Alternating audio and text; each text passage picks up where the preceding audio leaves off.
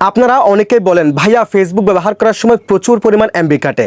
So চিন্তা করার কোনো দরকার নেই, আজকের ভিডিওটি সম্পূর্ণ দেখে ফেসবুকে এই সিরিজগুলো করে রাখেন। এরপর থেকে আপনি রাত দিন ফেসবুক চালাবেন, আগের মতো আর দ্রুত এমবি কাটবে না, ডাটা দ্রুত শেষ হবে না। কিসের সেটিংস আমি আপনাদেরকে ফোন স্ক্রিনে দেখিয়ে দিচ্ছি। এজন্য আপনি আপনার ফেসবুকের অফিসিয়াল অ্যাপসটাকে ওপেন করে দিবেন। এরপর এখান থেকে থ্রি লাইন মেনু এই অপশনে ক্লিক করে দিবেন। এরপর এখান থেকে সেটিংসের এই আইকনে ক্লিক করে দিবেন। এরপর একটা স্ক্রল করবেন, স্ক্রল করার পর এখান থেকে মিডিয়া এই অপশনে ক্লিক করে দিবেন। এই অপশনে ক্লিক করার পর আপনার ক্ষেত্রে আমার মতো এরকম অপটিমাইজ এটা সিলেকশন করা থাকতে পারে। সো আপনি যে কাজটি করবেন এখান থেকে ডাটা সেভার এটাকে আপনি টিকমার্ক করে দিবেন।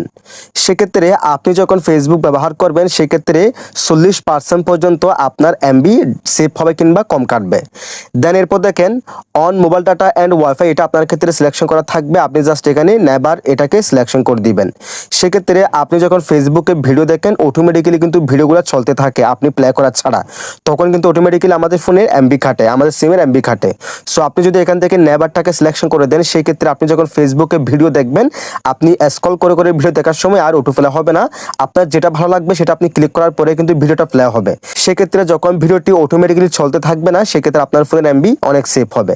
সো এখানে এসে এই দুটি কাজ করে রাখেন, এরপর থেকে আপনি যখন ফেসবুক ব্যবহার করবেন তখন এমবি অনেক কম কাটবে। That's it.